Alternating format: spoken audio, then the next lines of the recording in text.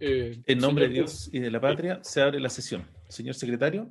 sí, señor presidente, señora y señores senadores, la sesión del día de hoy está convocada para recibir a la señora ministra ministra de la Ilustre Corte de Apelaciones de San Miguel, doña María Teresa Letelier Ramírez. En la sesión pasada, que se celebró el día de ayer, se escuchó al señor ministro de Justicia y Derechos Humanos, quien se refirió a las razones y antecedentes que tuvo en consideración el gobierno para nombrar a la señora ministra. A esta sesión ha sido especialmente invitada doña María Teresa Letelier Ramírez, y el objeto de la misma es escucharla para que sus señorías tengan conocimiento de su currículum y además de los antecedentes, de su visión, de las tareas que ella podría acometer especialmente en el máximo tribunal del Senado. Eso, señor presidente, respecto de la tabla del día de hoy. Gracias, secretario. Saludamos al señor ministro de Justicia, don Hernán Larraín, al jefe de la División Judicial, don Héctor Meri, y a la ministra de la Corte de Apelaciones de San Miguel, doña María Teresa Letelier. Y le ofrezco la palabra, señora ministra. Muchas gracias, señor presidente. Agradezco primero la nominación para desempeñarme como ministra de la Corte Suprema a su excelencia el presidente de la República, señor Sebastián Piñera. Nominación que he recibido con alegría y con humildad. Al señor ministro de Justicia, don Hernán Larraín, por su presencia y sus palabras el día de hoy, ayer. Al señor presidente de la Comisión de Constitución, Legislación y Justicia y Reglamento del Senado, senador don Pedro Araya, por la invitación. Y por su intermedio, señor presidente, saludo a la señora senadora y señores senadores presentes el día de hoy. Saludo igualmente al señor secretario de la comisión y a todas las personas presentes. Saludo al señor Héctor Meri, que veo que acompaña al señor ministro de Justicia. Como se dijo acertadamente el día de ayer por el señor ministro de Justicia, soy abogado de la Pontificia Universidad Católica de Chile, cursé un diplomado en Reforma Procesal Penal por la Universidad de Diego Portales y un diploma de Derecho Laboral y Seguridad Social por el Instituto de Estudios Judiciales.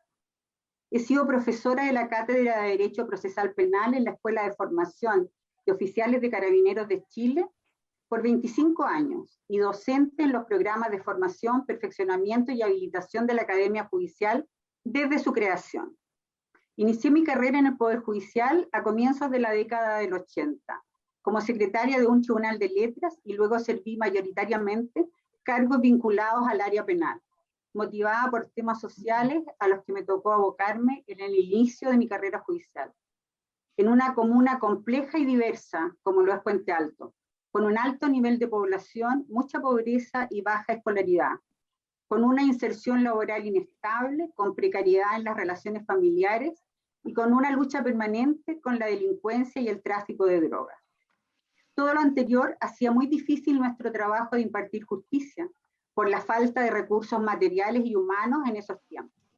Estando en Puente Alto, vi la creación e inauguración del Centro de Detención Preventiva, CDP, de dicha comuna, creado para 500 reclusos y que hoy alberga a casi 1.200 internos, lo que demuestra la compleja realidad de la sobrepoblación penitenciaria en nuestro país y el desafío que enfrentamos como sociedad. Si bien la reforma procesal penal produjo un alivio en el sistema cerrado por la vía de invertir las tasas de prisión preventiva, también es cierto que al ser más eficaz y rápido el nuevo sistema, aumentó las condenas.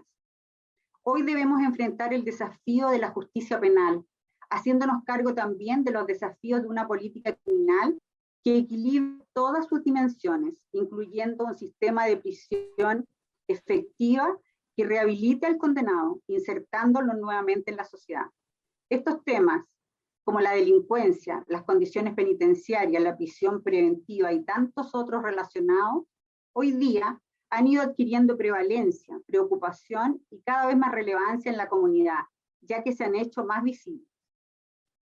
Luego serví cargo en juzgados del crimen de San Miguel y más tarde en Santiago, en el primer juzgado del crimen. Y el año 1993 fui nombrada juez del séptimo juzgado del crimen de Santiago, un tribunal con una jurisdicción en esos años en la comuna de Cerrillos y Maipú, con una población de 500.000 habitantes, con altos índices delictuales, siendo los delitos más frecuentes aquellos contra la propiedad, el tráfico de drogas y los delitos contra las personas. Sin embargo, y a pesar de la gran cantidad y variedad de los ilícitos, no se veía la violencia y excesivo uso de armas en su comisión que vemos hoy día. Fue en ese contexto que vi con esperanza la gestación, implementación y puesta en marcha de la reforma procesal penal, que en lo personal y a 20 años de su inicio considero exitosa. Con sus dificultades y aprendizajes a lo largo de todos estos años y desde su implementación a nivel nacional a partir de junio del año 2005. Con ello se puso fin a un sistema en que los jueces observábamos una carga laboral difícil de sostener, como lo acabo de señalar, porque éramos responsables simultáneamente de realizar las funciones de investigar, acusar y sentenciar, entregándonos además la tarea de dirigir las pesquisas investigativas de la policía. No pocas noches de mi vida de juez me tocó constituirme en distintos lugares de mi jurisdicción por la ocurrencia de delitos de tráfico, incautación de grandes cantidades de droga, robos con homicidio, incendios, etc.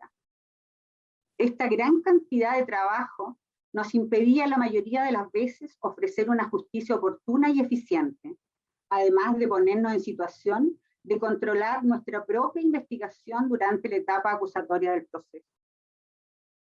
La reforma terminó con un sistema inquisitivo, escrito, lento, de carácter secreto, poco transparente, mediado por los actuarios y de difícil acceso para los justiciables.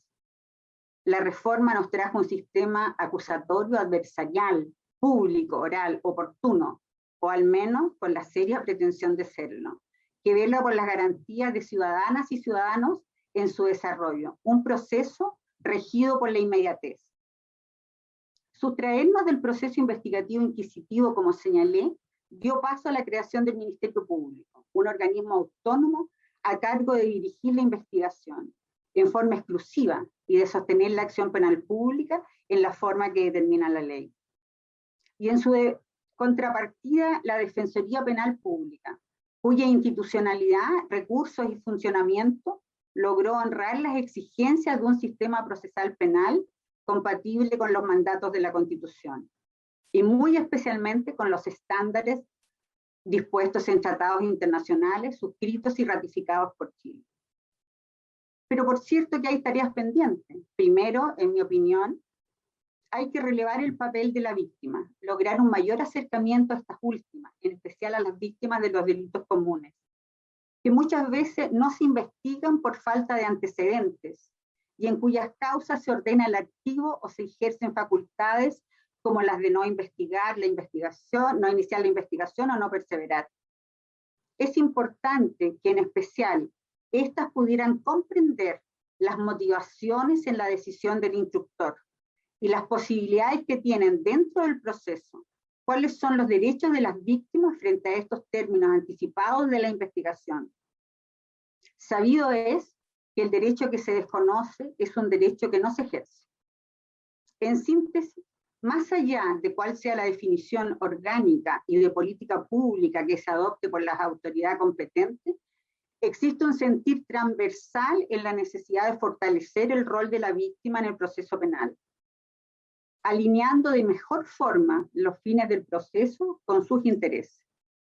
Segundo, incorporar nuevos y mejores sistemas de formación y entrenamiento de las policías, reduciendo al máximo los errores que luego repercuten en las expectativas de una condena razonable. Aquello supone fortalecer la organización de todas las policías que están vinculadas al proceso investigativo, dotarlas de mayores y mejores herramientas y capacitación. La necesidad de capacitación permanente y continua de las policías la evidencié durante mis 25 años como profesora de la Escuela de Formación de Oficiales de Carabineros de Chile. Recientemente, Carabineros ha anunciado el cambio en la malla curricular y un aumento en la estadía en la Escuela de Formación de Carabineros de 1 a 2 años. Y tercero, avanzar hacia la implementación de un sistema de jueces de ejecución de penas que logren resguardar adecuadamente los derechos y garantías de quienes cumplen condena, y en ese ámbito qué duda cabe promover un sistema que entregue verdaderas herramientas de resocialización y reinserción al medio libre de estas personas. Durante mis largos años de carrera, también busqué canalizar mi preocupación por la profesionalización de la tarea del juez, porque sostengo que nuestro rol es de una importancia fundamental en la institucionalidad democrática. Y en ese contexto, trabajé junto a la Asociación Nacional de Magistrados de la época en crear un órgano independiente que seleccionara y preparase a nuestro futuro juez. Hoy veo con orgullo que ese esfuerzo y de muchos otros logró la creación en 1994 de la Academia Judicial, a cargo también de una parte importante de la capacitación permanente de la Judicatura.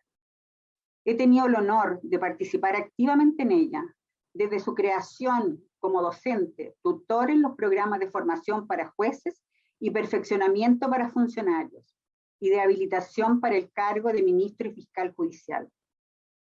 Formé parte también de su consejo directivo por 4 años, entre los años 2012 y 2015.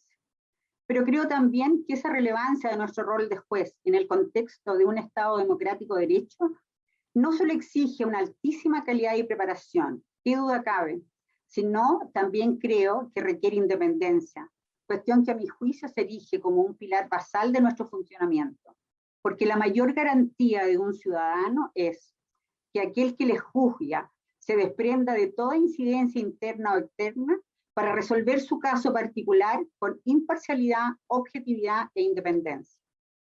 Sin perjuicio de lo dicho y aún en tiempos de crisis, me he sentido con la libertad de actuar con la debida independencia respecto de mis pares, superiores y evidentemente respecto de otros poderes del Estado. Esa independencia tiene además otros alcances. Primero, por un lado significa, además de la independencia con otros poderes del Estado, tener también una responsable independencia interna que permita a los jueces realizar su labor con autonomía, más allá del rol de instancias, materias y competencias. Y segundo, por otro, significa que esa convicción también permite a los jueces tener un diálogo certero, fluido y permanente con otros actores del Estado, indispensable para enriquecer su visión de la sociedad, sin que ello represente una amenaza o presión a sus propias convicciones o comprometa su función de juzgamiento. Pienso que hay que ser dialogante en las preocupaciones y firme en las convicciones. Es oportuno señalar que sin perjuicio de nunca haberme sentido discriminada en mi trabajo, no puedo desconocer que cierta discriminación existe, y por ello la Corte Suprema, a través de la creación de la Secretaría de Género, a cargo de la ministra señora Andrea Muñoz desde el año 2006, ha trabajado el tema, promoviendo el respeto del principio de igualdad y no discriminación entre quienes integran la institución y en la tarea de impartir justicia, para asegurar la misma a aquellas personas y grupos de personas que se ven en una situación desventajada por ser mujer, por su identidad de género o por su orientación sexual. Se han propiciado espacios de trabajo libres de violencia y discriminación, para así encaminarse hacia el logro de una igualdad efectiva entre sus integrantes. Desde la entrada en vigencia de la Ley 21.120, el 27 de diciembre de 2019, que reconoce y da protección al derecho a la identidad de género, el Poder Judicial se encuentra desarrollando una serie de acciones para implementarla adecuadamente, tanto en lo que tiene que ver con el acceso a la justicia de las personas que requieren esta acción, como para reconocer este derecho a los propios integrantes de la institución. Desde la aprobación y adopción de la Declaración Universal de los Derechos Humanos en 1948, los instrumentos internacionales de protección de los derechos humanos consagran la prohibición de discriminar a las personas cualquiera sea su condición. En su artículo 2 se establece que todas las personas deben gozar de los derechos humanos, sin distinción alguna de raza, color, sexo, idioma, religión, opinión política o de cualquier otra índole, origen nacional o social, posición económica, nacimiento o cualquier otra condición. Nuestro país ha suscrito y ratificado los principales tratados internacionales que incorporan este reconocimiento, a través del artículo 5º, inciso 2 de la Constitución Política de la República. Sin embargo, pasó mucho tiempo para que la humanidad, o gran parte de ella, hiciera extensivos aquellos derechos a las mujeres.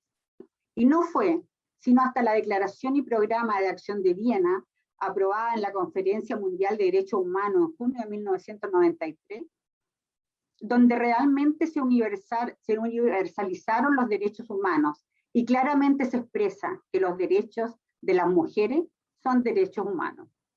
Como jueza, tengo conciencia que nos queda mucho por avanzar en perspectiva de género y paridad, y ese es un desafío que toca la puerta de todos quienes cumplen un rol en la sociedad. Chile se encuentra hoy a puertas de un proceso constituyente por primera vez desde la independencia en 1810. La ciudadanía ha sido convocada a definir su estilo constitucional. El órgano elegido para su redacción fue una convención constitucional, la primera con paridad de género del mundo y con 17 escaños reservados para los pueblos indígenas, y cuyos miembros, 155 constituyentes, fueron electos recientemente. El Poder Judicial no estará ajeno a este proceso. Ya lo señaló el presidente de la Corte Suprema en la cuenta pública al inaugurar el año judicial 2021, al indicar, comillas, reitero la voluntad de colaborar con el proceso constituyente, poniendo a disposición de los miembros de la Convención todo nuestro conocimiento, experiencia y herramientas para la configuración de un nuevo pacto social que se funde en bases empíricas sólidas. Cierro comillas. ¿Cuáles serán entonces los aspectos claves del debate constituyente para el Poder Judicial? Sin duda, todos aquellos que garanticen la más absoluta independencia de este poder del Estado. La tradición constitucional encomienda a la Corte Suprema las tareas no solo de un Tribunal Supremo, sino que lo transforma en el eje central sobre el cual descansa el gobierno judicial. Y aquello explica el rol que hasta hoy día cumple en el sistema de nombramientos, el régimen de promoción, el sistema disciplinario y la administración presupuestaria. Las sugerencias internacionales, en su mayoría, formulan que para asegurar la independencia judicial es recomendable propiciar la creación de un órgano independiente encargado del gobierno y la administración y régimen disciplinario separado de los tres poderes del Estado. En Chile, si bien hoy hay consenso en que deben separarse las funciones jurisdiccionales de las de gobierno judicial, no hay acuerdo sobre el órgano que deba conocer las materias de este último. Estas y otras materias deberán ser abordadas. La Corte Suprema se ha venido abocando a estos temas desde el año 2014 y nuevamente en la jornada de reflexión del año 2020, relevando principios cuya preeminencia es asumida por la doctrina y deben mantenerse y garantizarse en la nueva Constitución. Entre ellos, la independencia judicial, la inamovilidad, legalidad, imparcialidad, responsabilidad, autonomía e inexcusabilidad.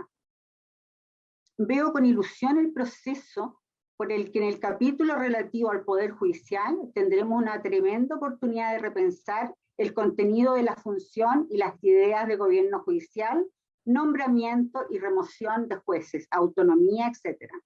La trascendencia de esta discusión es enorme. Confío en que tenemos una oportunidad histórica de repensar 2 siglos de tradición y dar paso hacia una judicatura aún más eficiente, más accesible hacia los ciudadanos, más cercana y más moderna. Y en esto quiero destacar, por último, un punto esencial para los tiempos que corren. Es importante que el Poder Judicial tenga una mirada interinstitucional y de diálogo abierto en este proceso constitucional que iniciamos. Desde la Constitución de 1833 en adelante, la judicatura y su rol ha sido uno de los puntos centrales en la discusión constitucional. Pues bien, esta vez no será la excepción, y me atrevo a sostener que la función judicial y la misión de los jueces estarán más presentes que nunca por las tareas que nos tocará realizar, principalmente en torno a los derechos y garantías constitucionales, piedra angular del debate constitucional que estrenamos. No hay derechos sin garantías, todos lo sabemos. Como futura integrante del máximo tribunal, si vuestras señorías así lo estiman, Creo en relaciones permanentes, fluidas y deferentes entre los tres poderes del Estado. En mí siempre van a encontrar una persona abierta al diálogo, al intercambio de opiniones y quien quiere lo mejor para nuestro país. Esa deferencia razonada, donde los jueces son intérpretes de la ley, no activistas, pero profundamente conscientes de la realidad presente y del debate que subyace en nuestro ordenamiento social, económico y político. Si bien los jueces deben hablar por sus fallos, también es cierto que no pueden prescindir de una cierta mirada de contexto y del rol que un sistema democrático espera de ellos al momento de impartir justicia. En esto, además del diálogo, la relación respetuosa, clara, transparente y razonada con los medios de comunicación y el conjunto de agentes sociales es muy relevante. Y en lo personal, creo que podría aportar desde la Corte Suprema con mi experiencia gremial e internacional de juez y ministra para encauzar y abordar ese diálogo en toda la riqueza y complejidad que demanda. El año 2002 fui nombrada ministra de la Corte de Apelaciones de San Miguel, cargo que ejerzo hasta el día de hoy. Un tribunal compuesto mayoritariamente por mujeres. En la actualidad, 14 mujeres y 4 hombres, faltando un cargo por llenar. Una corte eficiente que se encuentra al día en el conocimiento de las causas a que debe abocarse. Con ingresos en los últimos años de 18.079 causas el año 2018, 26.652 el año 2019, 21.735 el año 2020 y con un ingreso al 30 de abril de 4.478 causas. En mi calidad de presidenta de la Corte de Apelaciones de San Miguel el año 2012, me tocó implementar parte del plan estratégico por el Pleno de la Corte Suprema para el quinquenio 2011 a 2015, abocado principalmente a cumplir la misión institucional bajo la perspectiva de otorgar un servicio de calidad a los usuarios de la Administración de Justicia, con un mayor grado de participación y cercanía con el sistema judicial, a través del uso de herramientas tecnológicas, lo que obligaba a que aquellos tribunales no reformados administrativamente, como las Cortes de Apelaciones, fueran apoyadas para optimizar su función. Y fue así que, de conformidad a lo establecido en el artículo 82 de la Constitución Política y 96, número 4 del Código Orgánico de Tribunales, la Corte Suprema designó como tribunales pilotos para implementar una reforma administrativa a 3 cortes de apelaciones del país: Santiago, San Miguel y Rancagua, autorizándosenos la implementación de las funciones de administrador de corte de apelaciones en comisión de servicio para el proyecto piloto de las 3 cortes, diseñándose una estructura orgánica que permitiera separar las funciones administrativas de las jurisdiccionales, creándose unidades administrativas de trabajo. Fue así que se instalaron 4 unidades administrativas: una unidad de causas, salas y atención de público, una unidad de gestión, servicios y coordinación con tribunales de la instancia, una unidad de pleno y asuntos administrativos y la presidencia. Todo lo anterior fue consagrado a través de distintos autos acordados dictados por la Corte Suprema.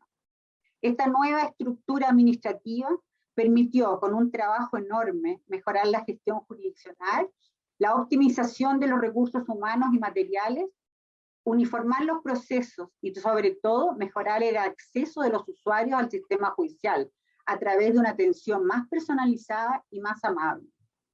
En mis funciones netamente jurisdiccionales, he participado en el conocimiento y resolución de 11.000 casos a través de la correspondiente sentencia, de las cuales me correspondió redactar 1.200 de ellas. Todo ello sin perjuicio de miles de resoluciones de despacho rápido. Como dije hace unos minutos, inicié mi carrera en un tribunal de letras donde la infancia se transformó en el segundo y mayor de mis intereses. Y así, como en su momento aprecié con entusiasmo las reformas penales, hoy veo con tremenda preocupación las circunstancias que afectan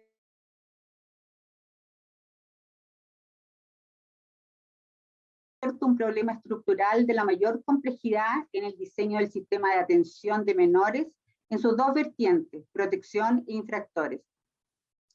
Tenemos una tremenda deuda con nuestra infancia y es hora de abordarlo entendiendo que la solución no puede ser solo por la vía institucional, siendo necesario impulsar procesos más rápidos y menos burocráticos, donde los jueces también nos hagamos cargo de lo que nos corresponde. Nuestros niños, niñas y adolescentes no pueden seguir esperando. Quiero poner énfasis en el compromiso que este último tema tendrá de mi parte, así como he puesto al servicio de este poder del Estado toda mi dedicación y empeño en cada una de las reformas o avances que motivaron mi participación y entrega, desde el espacio en que me encuentre los próximos años, si este honorable Senado tiene a bien aprobar mi nominación, pretendo usar mi voz y todo mi esfuerzo para procurar ver el sistema de protección a los niños y niñas, crear las condiciones para una vida digna y ojalá llena de oportunidades para ellos, que tengan la ocasión de crecer en el seno de una familia o en un ambiente lo más similar a ella, y que este esencial derecho no sea el derecho más vulnerado de los niños, niñas y adolescentes. La reciente Ley 21.302 creó el Servicio Nacional de Protección Especializada a la Niñez y Adolescencia, como un servicio público descentralizado, dotado de personalidad jurídica y patrimonio propio, sometido a la supervigilancia y fiscalización del presidente de la República a través del Ministerio de Desarrollo Social. Este organismo crea una nueva institucionalidad que atenderá fundamentalmente a los niños vulnerables, que estará específicamente dedicado a la protección, reparación y restitución de los derechos vulnerados de los niños, niñas y adolescentes, concentrando su trabajo en restituirles el derecho a vivir en familia. Se espera saldar parte de una deuda que tiene Chile con los niños, niñas y adolescentes en materia de protección e integridad de sus derechos. Sin embargo, la sola implementación de un nuevo servicio no será efectiva si Chile no cuenta con una ley que proteja integralmente a todos los niños, niñas y adolescentes a través de un sistema que garantice, por medio de diversas políticas organizadas a nivel territorial, que toda la niñez y adolescencia haga ejercicio de los derechos que establece la Convención de los Derechos del Niño, a la que Chile adquirió en 1990. Por eso es tan importante contar con la ley sobre el sistema de garantías de los derechos de la niñez, en actual tramitación en este honorable Congreso. En síntesis, es necesario un gran consenso de Estado que vaya más allá del ciclo político de turno, donde todos los actores asumamos el compromiso, donde existe una reforma estructural sin sesgos de ningún tipo. También resulta insoslayable avanzar en la reforma a la justicia civil. No es posible que tengamos una justicia penal del siglo XXI y una justicia civil del siglo XIX. Una reforma procesal civil, también es una cuestión de acceso a la justicia e igualdad ante la ley. Esta reforma podría permitir abordar también desde una mirada integral el sistema de justicia, las asimetrías inherentes al sistema recursivo, consolidando la consistencia en el precedente judicial y coayudando con la misión de uniformar la jurisprudencia. La reactivación de este proyecto con la última indicación presentada por el Ejecutivo y recientemente aprobado en general en su segundo trámite en esta comisión, es una excelente noticia en esa dirección. La pandemia del COVID impactó en el primer minuto a los servicios judiciales y encontró al sistema judicial y a nuestros tribunales en un razonable buen pie. El Poder Judicial chileno ha sido pionero en desarrollar y ofrecer un sistema de tramitación electrónica a través de la Oficina Judicial Virtual. Pero esto no había sido posible y desde luego la pandemia nos habría encontrado en un peor pie si no hubiera sido por el compromiso y visión de los senadores que integran esta Comisión de Constitución y que hoy día algunos están todavía acá presentes, quienes durante el periodo legislativo anterior presentaron una moción para incorporar en Chile la tramitación electrónica. Este fue el primer paso a una justicia más moderna, digital y acorde a nuestros tiempos, que resultó fundamental para que el Poder Judicial pudiera tener mejores herramientas para enfrentar esta terrible pandemia. Sin embargo, hay desafíos enormes en la primera instancia, donde deberemos imprimir toda nuestra energía y capacidad, especialmente para evitar que estos retrasos entorpezcan el acceso a la justicia. La Corte Suprema puede tener una mirada proactiva en aquello, impulsando estudios, estadísticas y las coordinaciones necesarias que permitan alivianar esa sobrecarga judicial. No quiero terminar mis palabras sin reiterar que espero igualmente ver cómo el Poder Judicial de Chile sigue avanzando en probidad, transparencia, justicia y equidad. Quiero un Poder Judicial más cercano, con un mayor acercamiento a la ciudadanía, con integrantes comprometidos con su función, que no es otra que asegurar el acceso a la justicia, sirviendo a todo aquel que la reclame. Muchas gracias. He terminado, señor presidente. Gracias, ministra María Teresa Letelier, por su exposición. Y a continuación ofrezco la palabra si alguna señora senadora o algún señor senador quiere hacer alguna consulta a la candidata.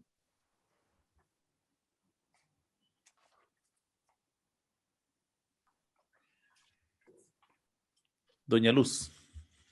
Gracias, presidente. Saludar al ministro, a don Héctor Meri, por cierto, a todos los senadores que ya los habíamos saludado, a la secretaría y a la ministra en particular. Algunas consultas que habíamos visto ayer en la exposición que había hecho el ministro, también hoy día la exposición que nos ha hecho la ministra.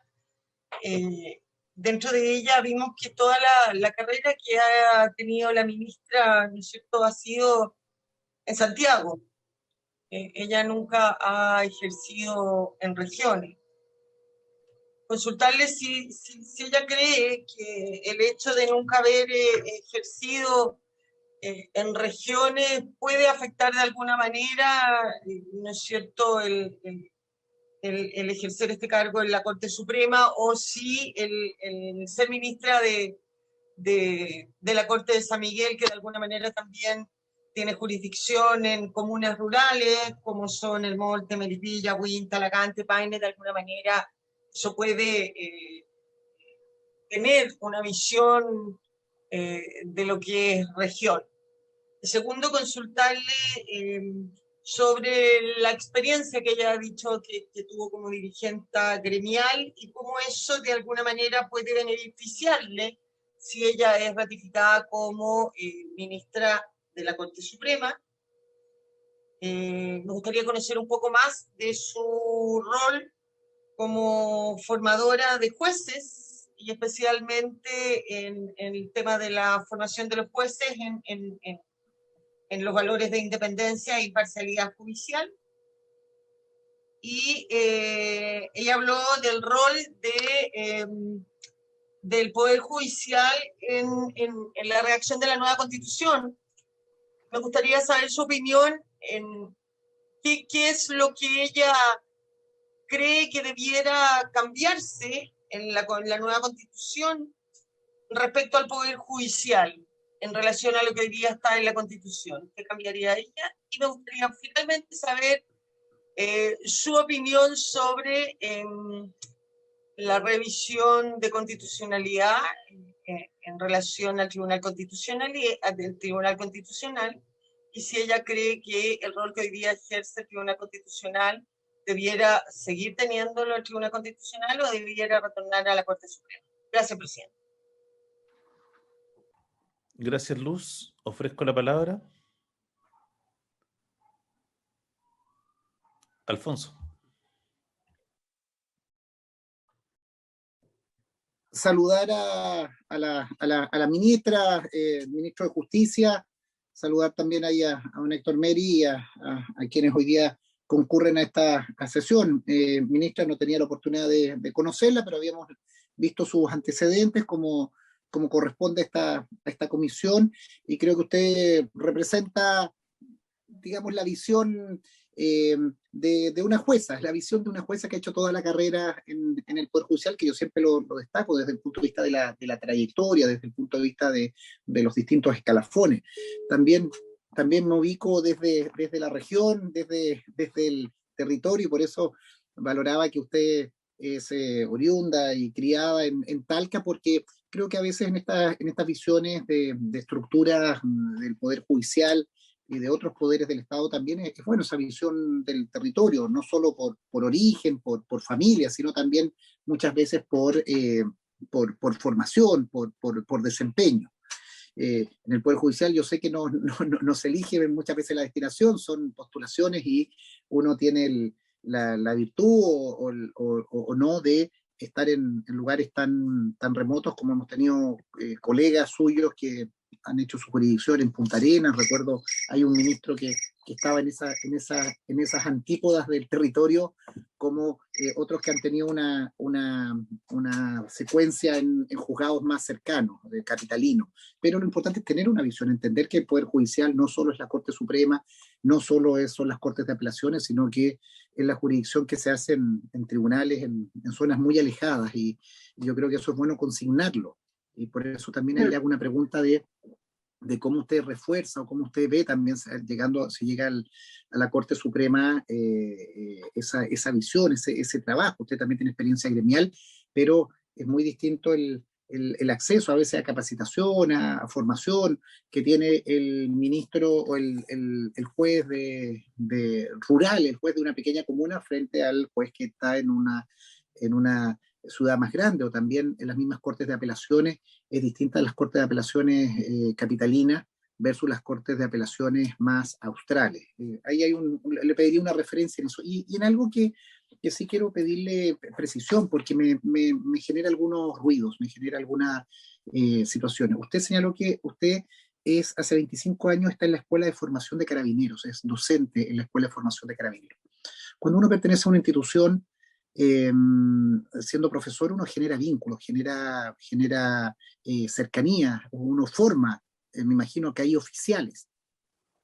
Y sabemos que hoy día en el Poder Judicial se encuentran vigentes una decena de causas en contra de Carabineros. Yo no tengo una buena opinión hoy día de Carabineros. Creo que ahí hay un problema de fondo, un problema estructural en esa institución, en que la cantidad de delitos, de ilícitos y de pésima gestión, lo digo así, porque anoche a las 21 horas estaba justamente discutiendo en una población acá en la zona sur de Valdivia con la institución de Carabineros, porque la gestión es de una burocracia inentendible. Yo creo que Carabineros es una institución que no está acorde con los tiempos de cercanía, de estructura. Yo no sé por qué esa institución tiene, no sé, ya que usted conoce Carabineros, si usted está de acuerdo en que tienen que existir dos escuelas, una de oficiales y suboficiales.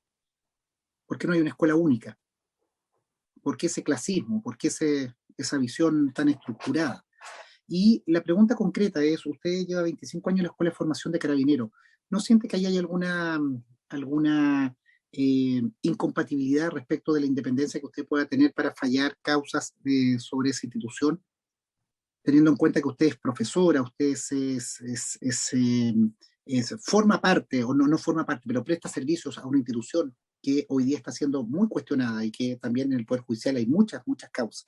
¿No cree que por un principio de prevención debiera abstenerse de esa situación? O también esto se lo hago una pregunta al ministro de Justicia.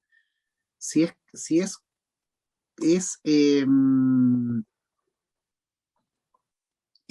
acertado que miembros del Poder Judicial tengan una vinculación académica con una institución que, insisto, está por los cuatro costados investigada y cuestionada desde el punto de vista judicial.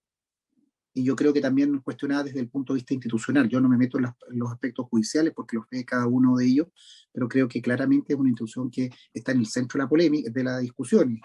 Y espero que con la Convención Constitucional esté también en el centro de la discusión de tener una policía democrática, no clasista, con una escuela única y con una formación mucho más apegada a principios de derechos humanos, de igualdad de trato, de respeto a derechos fundamentales. Entonces, ahí, ministra, por su intermedio, presidente, me gustaría, ¿qué visión tiene usted de Carabineros? Pregunta concreta, ¿usted cree que en estos tiempos corresponde una escuela con esa estratificación de oficiales y suboficiales, donde en una entran los de siempre y en otra entran los excluidos? Y también cómo usted lo ve desde el punto de vista de llegar al máximo tribunal, que eso influya en sus decisiones, porque eso claramente van a llegar a su conocimiento seguramente muchas causas que hoy ya están afectando a la institución de Carabineros o a sus integrantes. Eso, presidente. Gracias, Alfonso. Ofrezco la palabra. ofrezco la palabra. Si no hay más palabras pedidas, me gustaría hacerle un par de consultas a la candidata. A ver, ministro, usted en su exposición habló respecto del gobierno judicial y que sin duda va a ser uno de los temas que tendrá que abordar la nueva constitución. Entonces me gustaría que en base a su experiencia, ya que usted señaló que participó activamente en algo que posteriormente dio origen después a la Academia Judicial, que pudiera profundizar respecto a qué es lo que está pensando en materia de gobierno judicial, que sin duda es un tema permanentemente en discusión, no solo en el Poder Judicial, sino también a nivel del Ejecutivo y de este propio Congreso. Concretamente, si tiene alguna opinión respecto, por ejemplo, de modelos como el Consejo Nacional de la Magistratura. Ese tema. Lo segundo, usted nos comentaba que le tocó vivir la experiencia de la reforma procesal penal, desde la óptica de pasar del antiguo sistema al nuevo y con una evaluación de perspectiva en el tiempo. Entonces, en esa misma línea, me gustaría preguntarle que si tiene alguna opinión respecto de otra gran reforma que se está planteando por parte del Ejecutivo y que esta comisión aprobó en general hace un par de días, que es la reforma procesal civil, porque sin duda también va a significar un cambio de paradigma respecto de la tramitación de los procesos en nuestro país. Y un último punto que también algo usted señaló en su exposición que creo que no es menor, tiene que ver con el funcionamiento de los tribunales post-COVID. Ya estamos próximos a que termine la cuarentena. Todos sabemos que hay una cantidad importante de causas que a la fecha no han podido ser resueltas y no han podido ser tramitadas, especialmente causas civiles y en menor medida causas laborales. Desde su óptica, si es que usted llegara a la Corte Suprema en su experiencia como ministra de la Corte de Apelaciones de San Miguel, ¿cuál cree que debieran ser algunas de las iniciativas que se debieran tomar con el objeto de que se pudieran mejorar los procesos, cómo se enfrenta la mayor demanda que vamos a tener de causa en este tiempo y eventualmente cómo el Poder Judicial se prepara en el evento de que volviera a ocurrir una situación como la que hemos vivido esta pandemia, donde no existe un normal funcionamiento de los tribunales? Esta pregunta, esto es con independencia de lo que nosotros podemos hacer como legisladores, y de hecho está un proyecto que está a punto de irse a sala respecto de funcionamiento de tribunales, pero me gustaría ver más bien en la parte operativa de los tribunales qué cosas se podrían hacer para poder mejorar esta situación. Esa consulta yo haría. Y ofrezco la palabra, sino para que nuestra invitada pueda contestar. Rodrigo.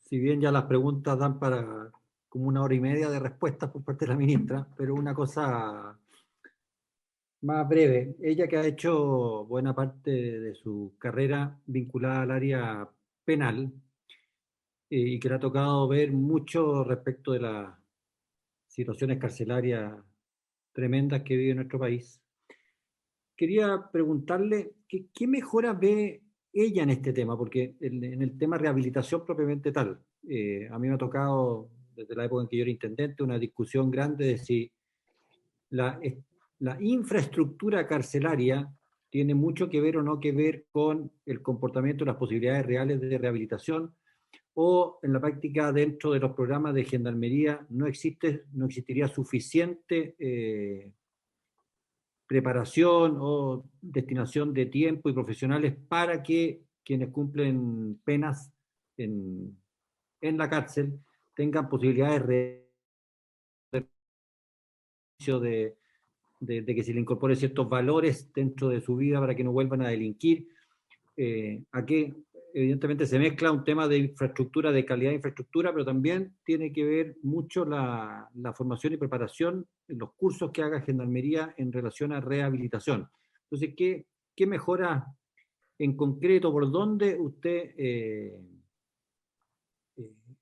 hincaría el diente si es que tuviera que elegir para que efectivamente las condiciones de privación de libertad sean de verdad aunque sea pequeña, pero sean una oportunidad de rehabilitación para quienes cumplen penas privativas de libertad? Eso, presidente. Gracias, Rodrigo. Francisco. Presidente, muchas gracias. Mire, más que una pregunta, yo quiero hacer un breve comentario de haber escuchado la exposición de la señora ministra. Mire, yo parto de la base de que un juez, una jueza en este caso, cuando aspira a llegar a la Corte Suprema y estos ministros del más alto tribunal la han colocado en una quina, es porque esta persona cuenta con el currículum y las habilidades y los conocimientos profesionales que dicen relación con su condición de juez o de jueza. Y por lo tanto uno parte de la base que todos los aspectos procesales del derecho penal, civil, laboral, de familia, todo lo que sea, los aspectos jurisdiccionales, esos aspectos están cumplidos desde el momento que el más alto tribunal la coloca en una quina. Entonces yo siempre, en todos los nombramientos que me ha correspondido desde que soy senador, he tenido una visión de que los integrantes del más alto tribunal, en este caso la Corte Suprema, tienen que tener una visión de política de Estado respecto de la justicia, porque forman parte del más alto tribunal de la República, que junto con el Poder Ejecutivo y el Poder Judicial son los que conducen en sus ámbitos determinados la política del Estado, en este caso respecto de un asunto tan crucial como es la justicia para todos y para todas, cualquiera sea su condición, su estirpe, condición, origen y situación económica, de tal manera que la gente confíe en que sus conflictos van a ser adecuadamente resueltos, cualquiera que sea su condición. Entonces siempre le pido una visión más bien política del estatus que van a tener en el más alto tribunal de la República. Y el comentario que quería hacer, y quiero decirle que me ha sorprendido gratamente la exposición de la señora ministra, porque la he encontrado una ministra moderna que no eludió la nueva realidad que está viviendo el país, el nuevo escenario. No se quedó solamente en los aspectos procesales, en los aspectos de derecho y jurisdiccionales, que normalmente los jueces tienden a poner énfasis ahí, sino que dijo: aquí hay una nueva realidad, aquí vamos a estar disponibles para que este organismo que va a redactar la nueva Constitución pueda colocar los temas centrales de la autonomía, de la independencia, de la justicia para todos y para todas. Entonces, a mí me parece que esa es la visión que tiene que tener la Corte Suprema como poder del Estado, tener una visión que avance con la historia, que se dé cuenta de las nuevas realidades políticas y que por lo tanto refuercen el sistema democrático que tenemos desde el punto de vista. Porque lo otro es quedarse solamente como parte del sistema penal que combate los delitos o resuelve los conflictos. Entonces, en cambio, la señora ministra entró a otros temas.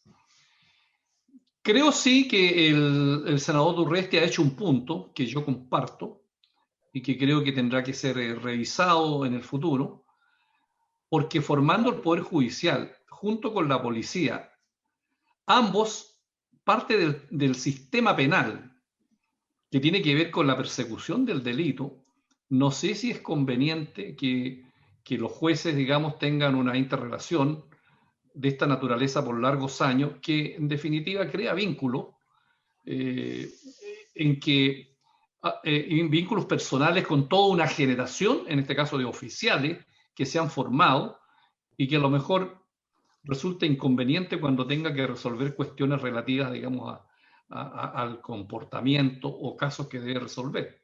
Por eso creo que tomo el punto del senador Durresti, y creo que eso va a ser un tema que probablemente va a haber que resolver en el futuro, y espero que en consecuencia la señora ministra, con la visión de Estado que nos ha manifestado hoy día, pueda considerar el punto que estamos colocando los senadores respecto de ese tema. De tal manera que encuentro, digamos, muy completa su intervención.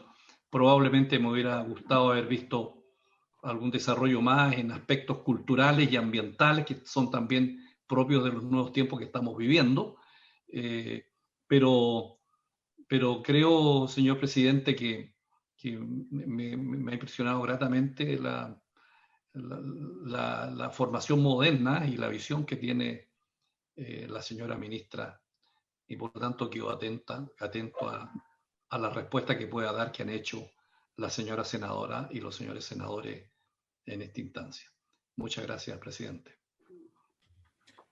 Gracias, Francisco. Le ofrezco la palabra a la ministra María Teresa Letelier para que pueda contestar las consultas que se le han hecho. Bien, muchas gracias, señor presidente, y por su intermedio. Voy a partir contestando en el orden que me hicieron la pregunta a la señora senadora Edenspeter, y voy a englobar la pregunta 1 con la 2, porque ella me preguntó, ¿no es cierto?, si yo no pensaba que podía, ¿por qué no salía a provincia, primero? Y si mi experiencia gremial, ¿cómo me beneficiaría? Porque creo que las dos preguntas están relacionadas. Bueno, la verdad es que yo dije en mi exposición que si una persona, he tenido bastante suerte en mi carrera, en mi vida en general, y eso le doy gracias a muchas personas, a mucha gente, y a Dios sobre todo, porque soy católica.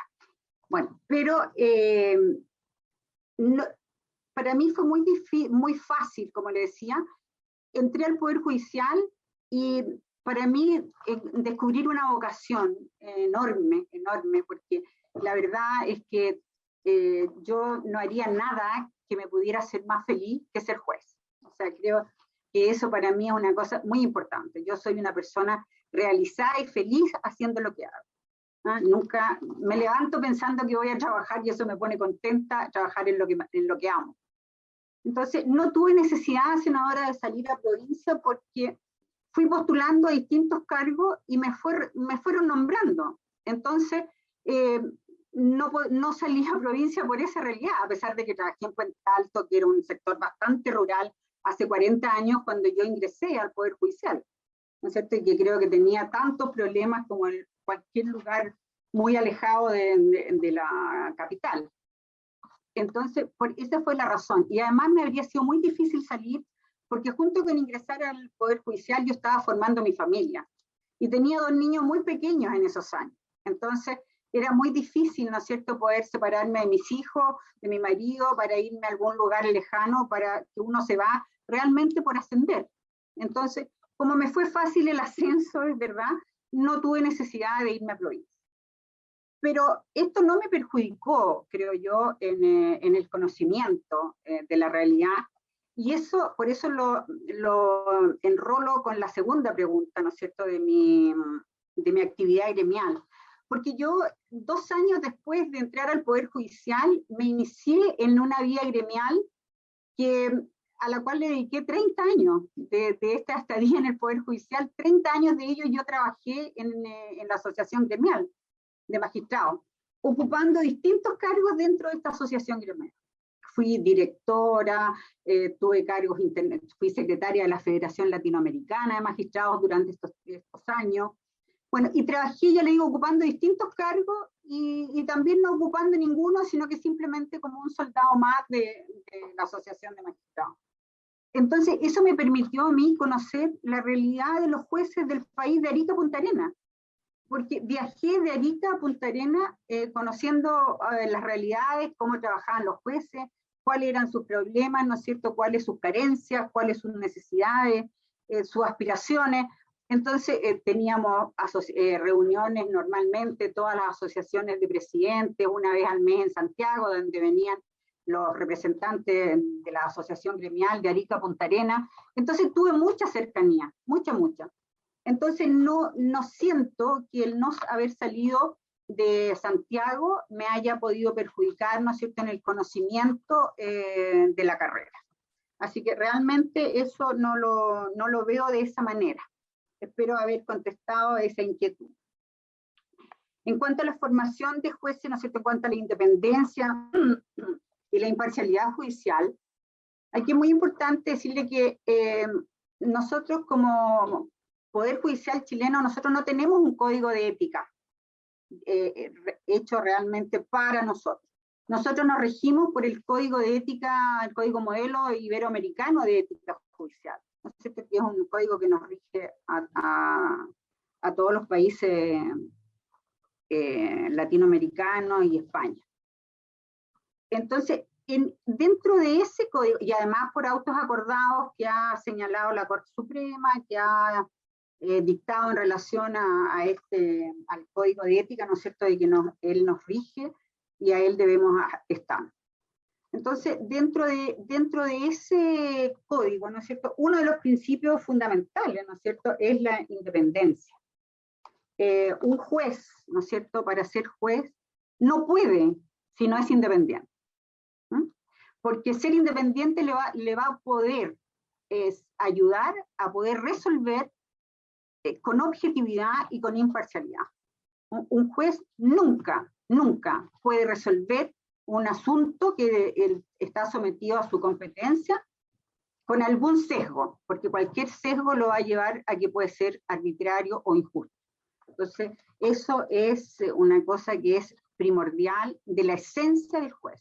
El juez tiene que tener una independencia externa, ¿no es cierto?, de otros poderes del Estado, de otros organismos, de otros jueces, de otros tribunales, que es una independencia externa que todos los jueces tenemos y que en Chile yo creo que está muy bien resguardada. Yo creo que el capítulo 6 de la Constitución Política de la República en realidad nos asegura una independencia externa de una manera bastante razonable, muy bien. Pero los jueces necesitamos además, y creo que es lo más importante, necesitamos nuestra independencia interna, porque esa es la independencia que nos permite resolver los asuntos que se nos presentan sin sentirnos presionados por nada ni por nadie.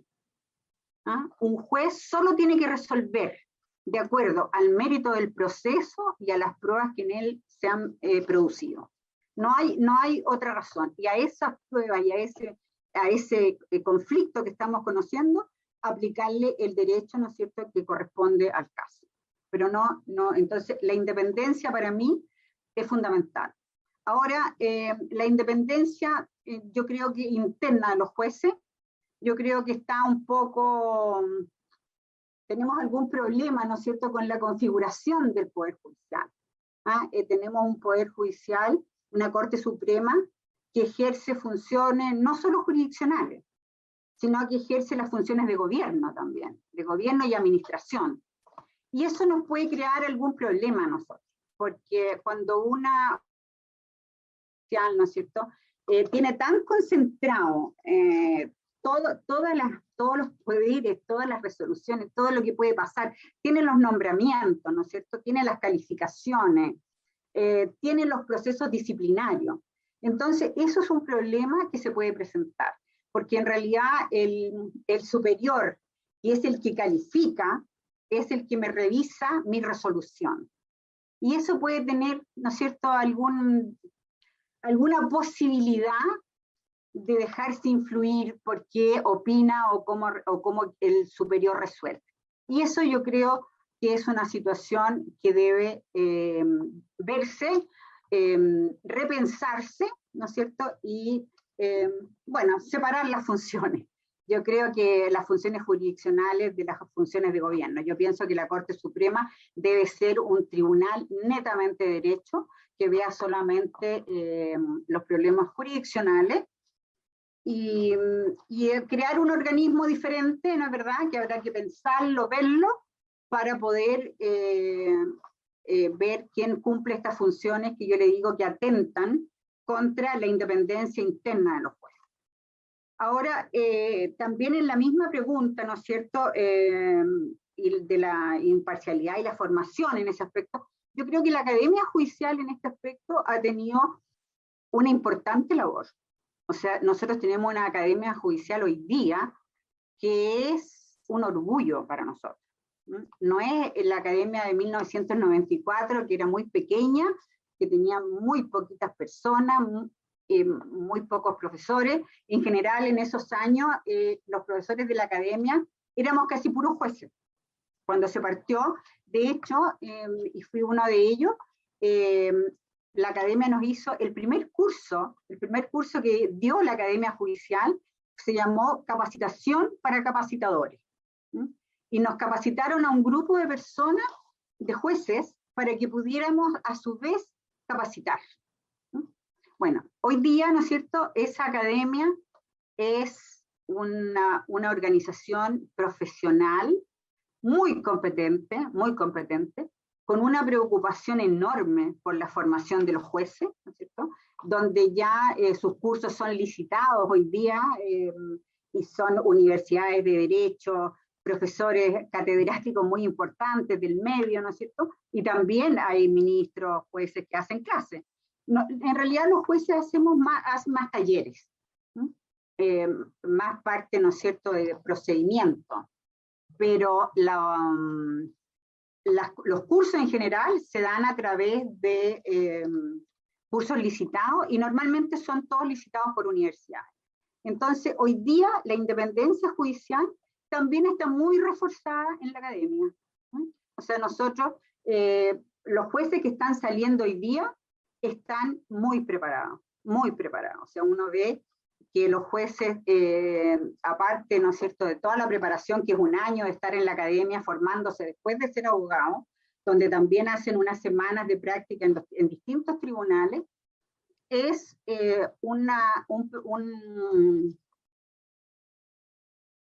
nos permite a nosotros tener jueces realmente independientes. Hay un acabado estudio, ¿no es cierto? Entonces, yo creo que la independencia con los jueces que tenemos hoy día está bastante asegurada, senadora. Yo creo que habría aquí solo que ver esos temas, ¿no es cierto?, que he señalado, como son los nombramientos, que ya, bueno, hay algunas cosas, ¿no es cierto? Ya el ministro de Justicia acaba de ingresar un proyecto donde está sacando facultades, ¿no es cierto?, del presidente de la República y de la Corte Suprema, en nombramiento y en ministros para los nombramientos de las categorías segunda a séptima, a través de la creación de una comisión de nombramiento. Bueno, que yo creo que es bueno, al margen de uno poder no disentir de algunas cosas que están en el proyecto, y que esta comisión y el honorable Senado tendrán, ¿no es cierto?, que ver y revisar. Pero yo creo que por ahí vamos caminando. Además que el propio Poder Judicial, ¿no es cierto?, el propio Poder Judicial dictó también ahora el 28 de abril recientemente un acta 105, creo que, en donde señala algunos procesos para las personas que están participando para el ingreso al Poder Judicial, a los cargos de funcionarios y de jueces. Entonces, tienen que cumplir, van a hacer concursos ciegos, con exámenes preparados por la Academia Judicial para los jueces, preparados por la corporación para los funcionarios, donde van a ser evaluados psicológicamente, en conocimiento, en fin, o sea, hay todo un camino que se está recorriendo en esto y que yo creo que todo lleva a asegurar la independencia de los jueces, que creo que es lo más importante. Un país que no tiene jueces independientes tiene muchos problemas porque pueden cometerse muchas arbitrariedades. Entonces yo creo que hay que reforzar y asegurar la independencia de los jueces con esas materias, ¿no es cierto?, que he señalado recientemente. Sí, por supuesto, si las personas pertinentes, como el Senado, como la nueva Constitución, ¿no es cierto?, son los constituyentes los que van a tener que ver. Yo creo que todas estas materias van a estar en la discusión. O sea, no creo que haya una comisión constituyente que no vaya a entrar a ver cómo están funcionando y las competencias de todos los órganos del Estado, ¿no? Además, nosotros tenemos un instituto de estudios judiciales que también se creó en el tiempo en que yo participé en la Asociación de Magistrados. El instituto perteneció y pertenece a la Asociación de Magistrados. Entonces, también ahí se dan cursos de formación y que son demasiado importantes. O sea, todas las materias son gratuitos para los miembros del Poder Judicial, prácticamente casi todos ellos, pero sin embargo hay mucho interés en participar en estos cursos y hay muchos abogados del foro que se inscriben, ¿no es cierto?, pagando la correspondiente matrícula para ir a estos cursos que da el instituto, donde también son con profesores catedráticos, profesores de gran prestigio en el ámbito nacional e internacional. Entonces, la independencia de los jueces está realmente asegurada. Yo creo que solo esos temas hay que verlos y tratar.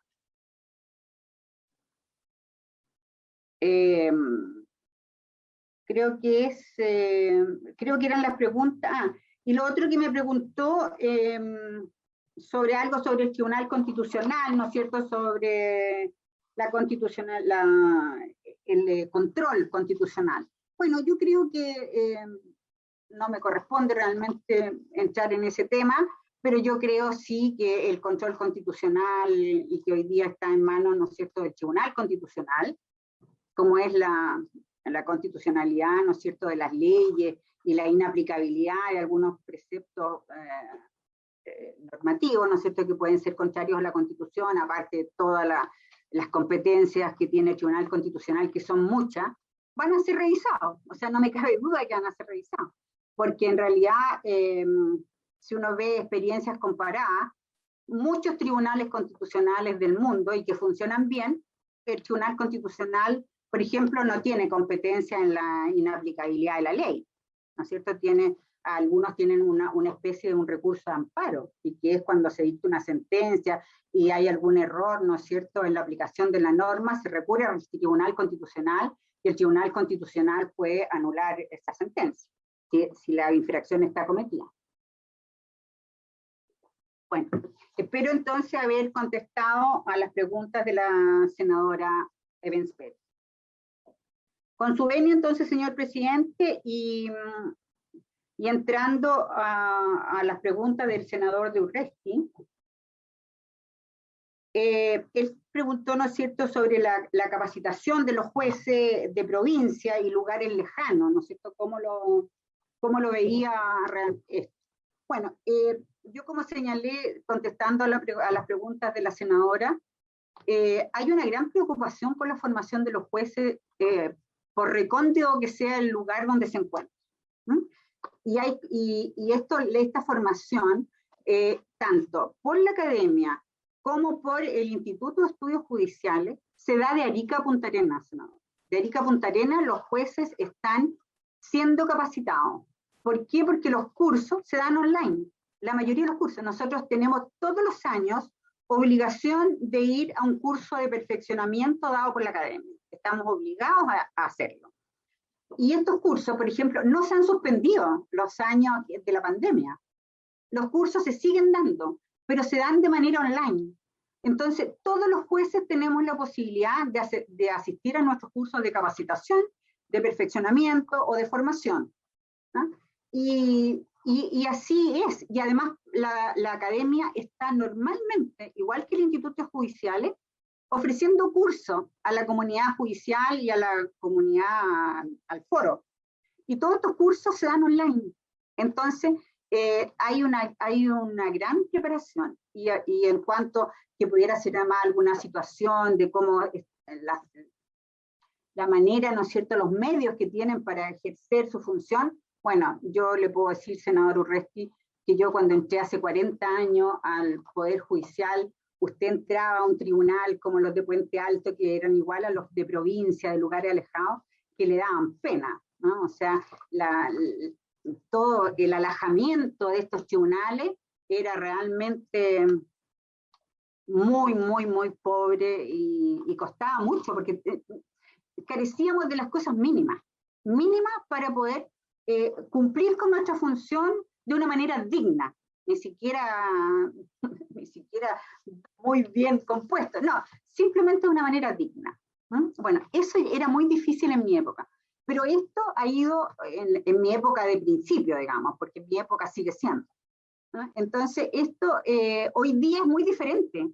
Nosotros hoy día contamos con todos los medios para poder ejercer nuestra función. Tenemos unos tribunales acomodados, dotados, ¿no es cierto?, de todas las comodidades. Tenemos, ¿no es cierto?, la tramitación electrónica, que como ya señalé en mi exposición, fue obra de una moción de esta comisión. y que nos ha permitido a nosotros un trabajo estupendo, porque creo que muchas cosas que hoy día se hacen a través del trabajo telemático, no lo habríamos podido hacer, y habríamos seguido quizás con nuestros expedientes en papel y cosiéndolos con aguja e hilo. Entonces, todo eso ha cambiado gracias a la modernización del Poder Judicial, y que es la misma modernización que ha tenido todo el Estado, no solo el Poder Judicial. Entonces, esa es una pregunta que me hizo el senador Durresti y espero haberla contestado. Ahora, en cuanto a la Escuela de Carabineros, la gestión, ¿no es cierto?, y los problemas que tiene Carabineros, yo quiero decirle, senador, que en lo personal, ¿no es cierto?, cuando hizo la reseña de mi vida, dijo que yo fui profesor de Carabineros o era profesor de Carabineros. Eso hace que yo no puedo desconocer, porque sería una falsedad, que yo no reconociera que yo le tengo afecto a Carabineros. No lo puedo desconocer, ¿no es cierto? Pero le tengo el afecto, senador, que durante muchos años, le tuvo toda la población. O sea, no es un afecto que se lo tenga yo. Carabineros, por muchos años, ¿no es cierto?, fue una institución que lograba cumplir con las expectativas ciudadanas. Eso yo creo que no se puede olvidar. Y eso lo demostraba el grado de adhesión que la población tenía con Carabineros, ¿no? O sea, aquí cualquier problema que un ciudadano tenía, recurría de inmediato a Carabineros. Y a pesar de todo lo que ha pasado, yo creo que sigue siendo lo que hacen las personas. Tienen un problema y a pesar de las complejidades, ¿no es cierto?, de nuestra sociedad y de toda la conflictividad social que hemos vivido, ¿no es cierto?, Carabineros es una institución que la gente puede recuperar la confianza. Yo creo que hoy día la confianza se ha perdido, pero creo que no solo en Carabineros, yo creo que las personas han perdido la confianza en todas las instituciones del país. Entonces yo creo que eso es algo que tenemos que trabajar, porque hay que recuperar la confianza. Eso, yo creo que eso tenemos que entenderlo todos los organismos, todos los poderes del Estado, ¿no es cierto? Tenemos unos desafíos enormes frente a nosotros. Entonces, además quiero decirle, senador, que yo no soy profesora de Carabineros ya hace 3 años. O sea, yo me retiré de Carabineros, me jubilé hace 3 años, que ya no estoy en Carabineros. Y me retiré porque yo tenía una visión, ¿no es cierto?, de Carabineros, de cuando yo empecé a hacer clase. Empecé a hacer clase el año 83. Bueno, no vivíamos la situación de conflicto que estamos viviendo hoy día. Entonces, era una situación de país tranquilo, ¿no es cierto?, con instituciones tranquilas, y que ya le digo, gozaban del afecto de las personas. Entonces, nosotros lo que hacíamos era hacer clases, y que en esos años los primeros éramos prácticamente muchos jueces que hacíamos clases, jueces y ministros en Carabineros, y nosotros hacíamos una formación a los carabineros en un proceso penal antiguo. Entonces les enseñábamos a los carabineros desde redactar un parte, de cómo tenían que resguardar un sitio del suceso, de cómo tenían que recoger pruebas. O sea, esa era básicamente, ¿no es cierto?, bueno, y de todo el procedimiento que estaba en los códigos, etcétera. Frente a casos concretos.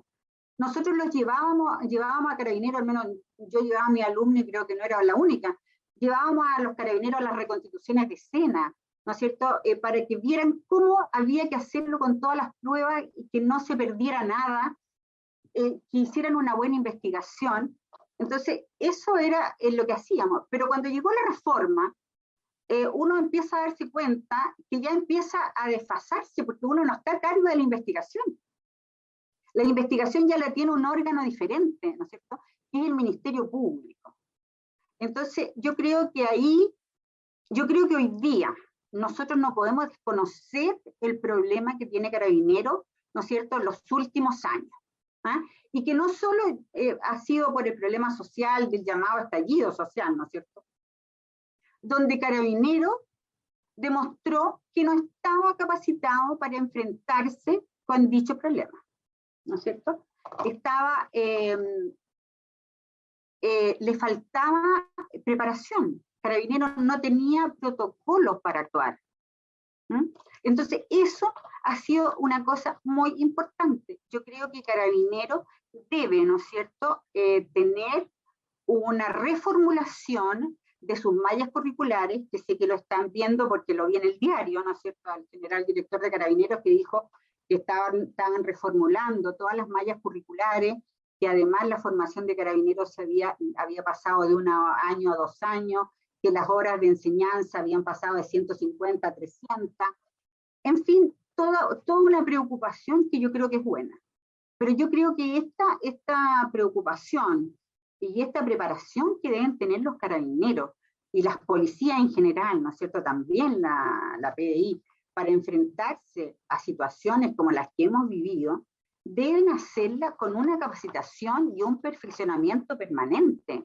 O sea, no pueden salir de la escuela y salir a la calle. Eso no es lógico porque no están preparados, simplemente tienen que prepararse. También vi en el diario que habían creado un llamado alumno pasante, una cosa así, que significaba que los alumnos de la escuela iban a salir, pero como antes llamábamos como oyentes, ¿no es cierto?, como observadores, a ver qué estaba pasando, pero sin intervenir, cosa que se fueran preparando.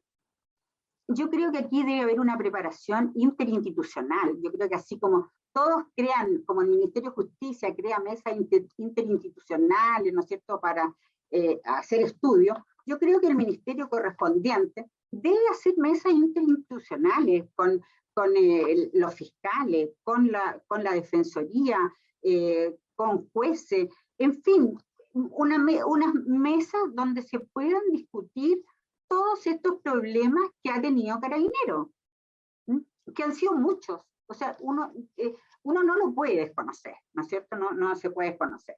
Entonces, yo creo que eso es una labor que está pendiente. Yo creo que eso hay que enfrentarlo y los organismos pertinentes deben enfrentar esta situación. Ahora, no me siento inhabilitada en absoluto, para poder ver causas, porque de hecho lo he visto, me ha tocado ver causas de derechos humanos en segunda instancia, ¿no es cierto? Porque desde que me jubilé no me inhabilito. Mientras hice clase en Carabineros me inhabilité para ver causas de Carabineros. Desde hace 3 años en que ya no veo, me retiré, ¿no es cierto?, de Carabineros, entro a ver causas de Carabineros. Y tengo causas en segunda instancia y causas, protecciones que he fallado en contra de Carabineros, causas donde he condenado a Carabineros. O sea, no, yo, senador, si algo creo que tengo es independencia y fortaleza para resolver. O sea, no tengo temor a nada para resolver. Yo tampoco resuelvo escondida en 4 paredes, no, porque me gusta saber lo que pasa en el mundo y soy un insecto en la sociedad. Pero no tengo la fortaleza suficiente para resolver cualquier caso que se me presente sin ningún temor y con la mayor independencia. Porque yo creo que lo único que uno como juez le puede asegurar a la ciudadana y el ciudadano, ¿no es cierto?, que recurre al tribunal, es que va a ser resuelto por un juez independiente, que no va a tener ningún sesgo, donde su ideología, ¿no es cierto?, y sus creencias, aunque las tenga, no la van a influir en nada, que se va a desprender de ella para poder resolver su caso. Y creo que eso lo he hecho en estos 40 años de carrera. Entonces, no tengo mayor problema en ello, senador. Y la última pregunta que me había hecho el senador Durresti, en la escuela única de Carabineros. Bueno, yo creo que sí debe haber una escuela única de Carabineros, senador. O sea, yo no creo que hoy día se justifique, en la época que nosotros vivimos, en estos tiempos, ¿no es cierto?, en el siglo XXI, que hay una escuela de oficiales y una escuela de Carabineros. O sea, me parece inaceptable. O sea, yo creo, no me aplaudas. Perdón, que le interrumpo. Que las diferencias deben darse en la especialización. Yo creo que nosotros tenemos que tener después cursos donde vayan los oficiales, donde vaya la tropa, ¿no es cierto?, que va a salir a la calle. distintas especializaciones, pero la escuela debe ser única, escuela de formación, ¿ah? De oficiales y carabineros de Chile. Así debiera ser, y eso es lo que yo pienso. Espero, senador Urresti, haberle respondido. Presidente, Me preguntó del gobierno judicial. presidente, ¿me permite una interrupción? No, eso me preguntó el Sí. senador Araya. Presidente, ¿me permite Ministro, le una hago una interrupción? interrupción al senador Durresti. Alfonso. Sí, que además de agradecer a la ministra por la claridad, y me sumo a las palabras de Francisco Guanchumilla, la felicito, ministra, porque yo no la conocía, la conozco por sus informes, por la comunicación, pero me gusta por su planteamiento. A mí me gustan los poderes, los ministros con opinión. Uno puede tener opinión distinta y usted hace el distingo entre juez, jueza, y su opinión como ciudadana, como madre, como talquina, como esposa, como dirigente gremial. Me gusta mucho esa visión y la referencia que le hacía de Carabineros particularmente, porque creo que eso es pensar en un mundo moderno, pensar en una sociedad distinta. Solo le pedía disculpas la interrupción, que me están llamando de la sala que hay que votar una norma con quórum, y me están llamando de otra, de esa situación. Entonces no quiero ser descortés de apagar la cámara porque uno se va a otro lado, sino porque estamos en paralelo funcionando. Solo le pedía, presidente, cómo podemos hacerlo, o votar, o a qué momento votamos, y me conecto porque me están pidiendo votar en la sala un proyecto que tiene quórum, que es justamente para integrar a mujeres en los directorios, establecer paridad en los directorios, que también se puede hacer. Entonces pedí esa salvedad, presidente. ¿Qué podemos hacer para no ser descortés? Insisto, a la ministra agradecerle su exposición, porque está contestando puntualmente y detalladamente las preguntas. Es descortés cuando uno apaga la cámara o aparece que se desconectó de la sesión. No lo sabe. La ministra le quiere contestar un par de preguntas. La sala Por terminó en último- todo caso. terminó. Llegamos me tarde. estaban ya- Llegamos tarde a la sala, ya terminó. Ya. Bueno, Entonces, entonces Pero terminemos acá, creo creo que se alcanzó el quórum, Alfonso, en ese Sí. proyecto. Sí. vale, todo que caso me se estaban alcanzó. llamando, perdón. Bueno, todo caso, terminemos, presidente, entonces. terminemos, que la ministra pueda terminar para poder deliberar nosotros. Ministra puede terminar de contestar. Bueno, presidente, por su intermedio y en honor al tiempo, ¿no es cierto?, voy a tratar de acortar mis respuestas. Bueno, el gobierno judicial, yo algo adelanté en la pregunta del presidente de la comisión. Yo creo que nosotros tenemos, ya dije, la Corte Suprema, las funciones jurisdiccionales y las de gobierno, y yo creo que hay que separar esas funciones. Ya vamos camino a ello. Ha llegado un proyecto al Senado que se está tramitando, ¿no es cierto?, donde ya se crea la comisión para el nombramiento de los jueces que mandó el Ministerio de Justicia, el Ejecutivo, donde los jueces entre la segunda y la séptima categoría van a ser nombrados por una comisión especial integrada por 5 miembros. Entonces yo me voy a esperar a tener a ellos, a esperar, ¿no es cierto? Yo creo que los señores senadores la verán, el Congreso lo verá, y esto tendrá que verse en ese ámbito, ¿no es cierto? Y creo que también la convención va a entrar a estos temas de nombramiento, temas disciplinarios, ¿no es cierto?, y calificaciones que son importantísimos, y que ya la Corte Suprema ha manifestado que está de acuerdo en separar estos temas. Ya desde el año 2014, la Corte Suprema, y lo reiteró el 2020, está por separar los temas de administración y gobierno de los temas jurisdiccionales, ¿no es cierto? Ahora, lo que no estamos de acuerdo la Corte Suprema y los jueces en general, porque nunca hemos estado de acuerdo en cuál es el órgano, ¿no es cierto?, que debe crearse para esto. Porque en realidad lo que queremos es que sea un órgano independiente y que no se politice, ¿no es cierto?, porque los jueces queremos ser muy independientes. Entonces, eso es una de las preguntas que me hizo el presidente.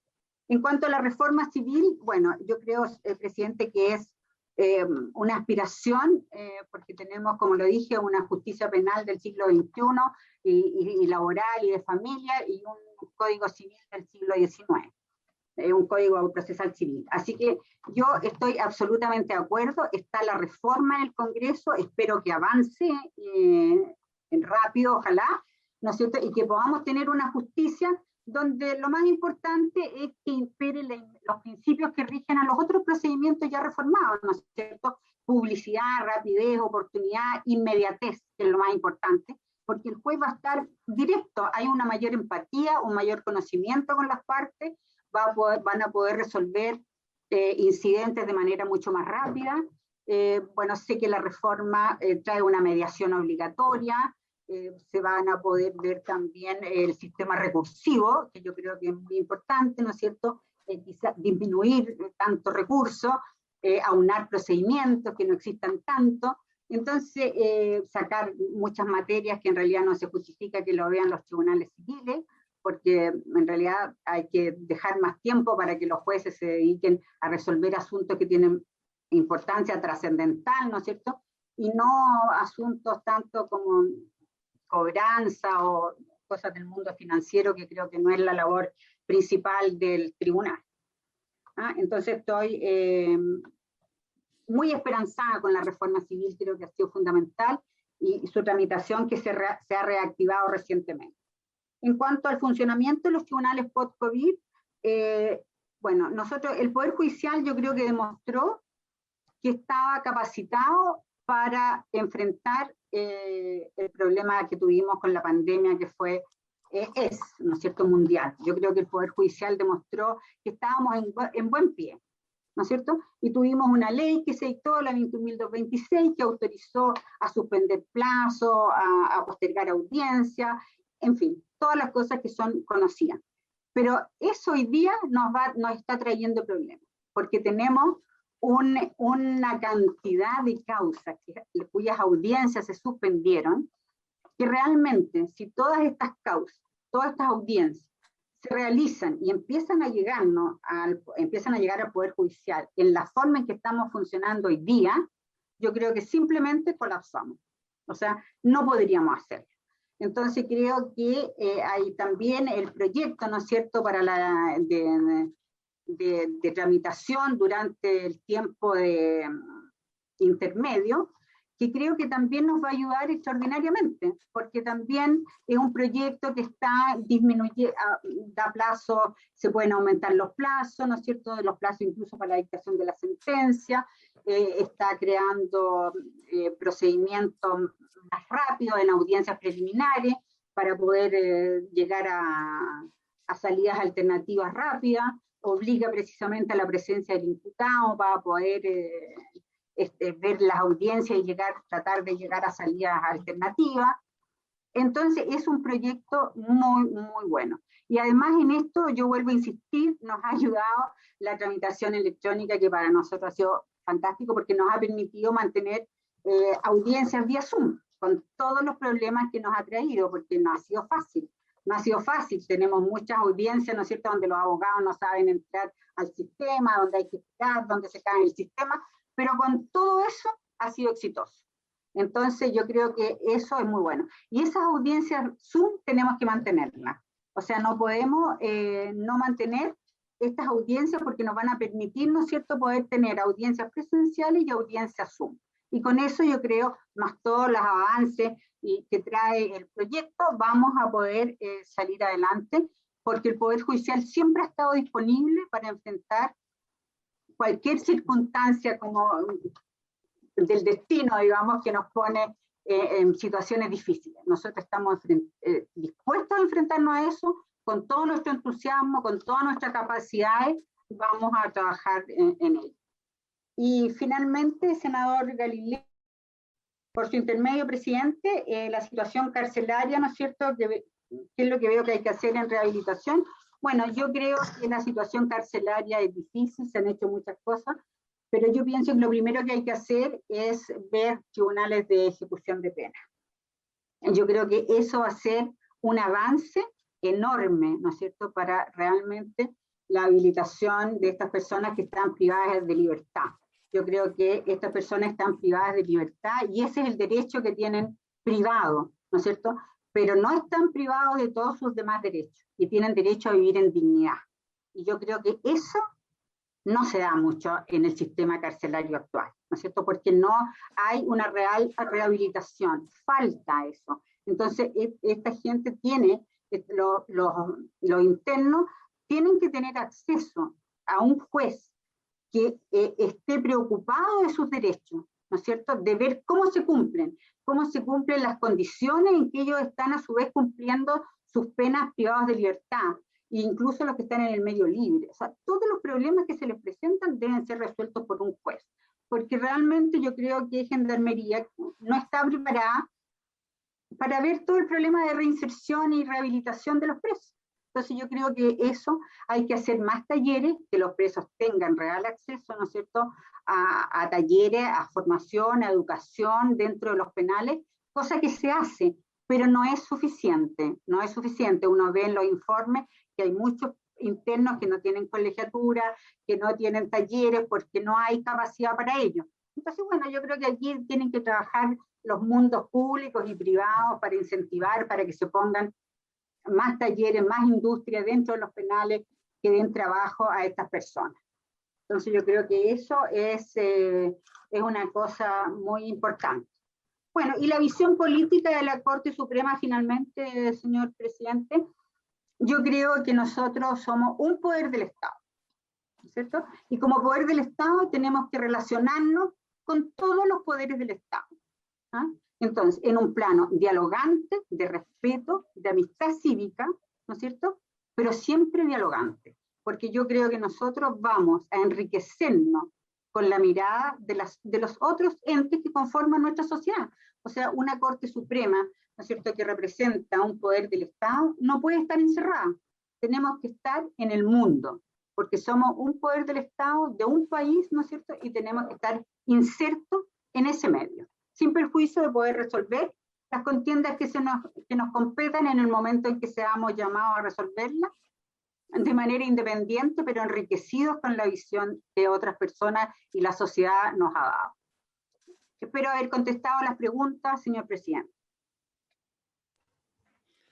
Muchas gracias a la ministra María Teresa Letelier. Agradecemos su exposición y haber contestado las preguntas que hicieron los distintos senadores y senadoras de la comisión, y la liberamos porque a continuación la comisión tiene que proceder a deliberar respecto de su postulación a fin de informar a la sala del Senado. Así que, ministra, muchas gracias por su exposición.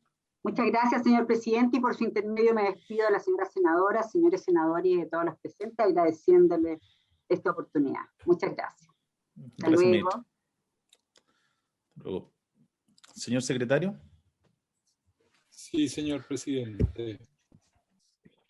Ahora, de acuerdo con el procedimiento que rige esta materia, la comisión tiene que resolver si la proposición que ha formulado el gobierno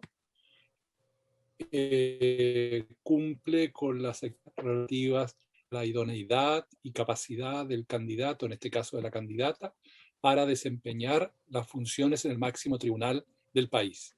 Y ustedes tienen que deliberar sobre ese punto para poder comunicar a la sala el acuerdo de esta instancia.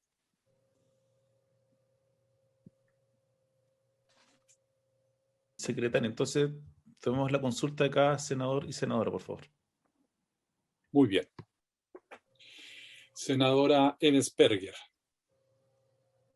Yo, presidente, creo que la ministra Letelier, a quien no conocía, tiene y ha demostrado que tener la capacidad, el conocimiento y las competencias para para que este Senado apruebe su nominación a ser ministra de la Corte Suprema.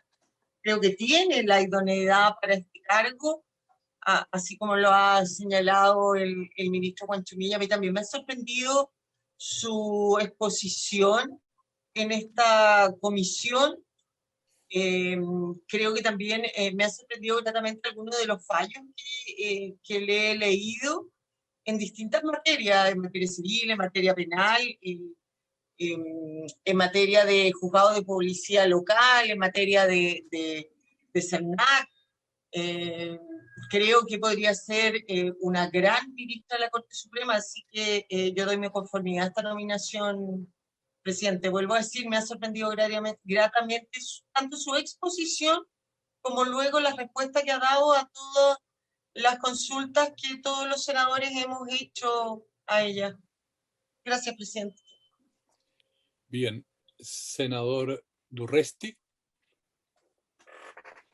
En la misma línea, presidente, uno tiene la obligación como integrante de esta comisión pronunciarse sobre un ministro o ministra que propone el Ejecutivo de una quina que ha realizado el máximo tribunal y de la exposición de sus antecedentes que hemos revisado, porque hoy día se hace esto con la transparencia necesaria para revisar sus fallos, publicaciones, actuaciones, y con la exposición del día de ayer del ministro y particularmente de la exposición ahora, yo voy a votar a favor y reivindico la situación que me gustan los jueces con opinión, a veces no con las que yo comparto, pero son ciudadanos de un país que además está cambiando, un país que se ha dado una vía institucional para tener una nueva constitución y que las instituciones,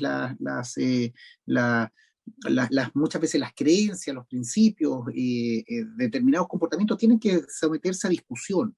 Yo no digo que todos caminarán en la senda que yo creo, mis convicciones, pero sigue hacia un mundo distinto y me quiero valorar especialmente lo que ella ha dicho respecto de una lucha que yo he planteado desde el punto de vista de principios, de que una institución como Carabineros, una institución importante dentro del funcionamiento del país, también modifique sus estructuras, y en el caso de ella, conociéndola de dentro, habiendo hecho formación, mayor aún valoro eso, y otras respuestas en su visión de la sociedad, una visión del Poder Judicial, cómo tenemos que mejorar el gobierno judicial, la capacitación de jueces. Yo voto a favor, señor presidente, y le deseo éxito a la señora ministra en su nuevo cargo. Bien, senador Galilea. Gracias. Yo complementando también lo que ya han dicho la senadora Berger y el senador Durresti, me ha parecido que la ministra Letelier, además de hacer una buena exposición, claramente tiene una larga y destacada trayectoria. Y quiero destacar dentro de esa trayectoria básicamente su dedicación a la formación de jueces. Como ella decía, desde la formación de la Academia Judicial hasta el día de hoy ha estado involucrada en dicha labor, destinando muchas horas a formar jueces, lo que implica que tiene también una ascendencia especial en el Poder Judicial, que es algo que yo valoro. Además, en cada uno de los temas que se le preguntó, ella se ve que sin perjuicio de que tenga sus opiniones personales, es una persona muy abierta de mente, no le hace el quite a los problemas, los piensa, está dispuesta a pensarlo, a rever, a ver mejores soluciones a los problemas que va enfrentando nuestro país, su propio Poder Judicial, los procedimientos, los sistemas carcelarios, etcétera, etcétera, etcétera. Así que yo pienso que una persona con ese nivel de preparación y con esa proactividad y libertad espiritual que me pareció ver dentro de su exposición, merece con creces ser sugerida al Senado como nueva integrante de la Corte Suprema. Además, el hecho de ser exalumna del Liceo de Niñas de Talca, por supuesto que le pone un poco de sal y pimienta a su nominación, desde mi punto de vista, siendo senador por el Maule. Muchas gracias. Ahora la reconoce. Es que mirándola a los ojos ya dije, no me quedó ya ninguna duda. Bien. Senador Buenchumilla. Presidente, yo ya hice en mi primera intervención una opinión al respecto. Creo que ella tiene un perfil muy integral en su formación profesional y en su visión como ciudadana y como alta magistrada actualmente. Por lo tanto, creo que va a ser una gran contribución a la Corte Suprema y esperamos en consecuencia que el Senado pueda acoger la recomendación que le estamos haciendo como comisión para que la ministra Letelier pueda integrar el más alto tribunal de la República. Y dicho eso, termino agradeciéndole a mi estimada senadora Luz Berger la nominación que me ha hecho cuando me dijo ministro Buenchumilla. Y como hay Hay aires de cambio de gabinete, mi estimada senadora. Declino honrosamente su nominación. Muchas Yo lo gracias. estaba esperando, colega. El ministro ya quería cambiar el ministro de silla. ¿Cómo sabe? ¿Cómo sabe? No, gracias, no, gracias. Muchas gracias. Presidente. Después del comentario, Francisco, seguimos abiertos a escuchar opciones presidenciales, entonces vamos a anunciar candidatura por esta vía.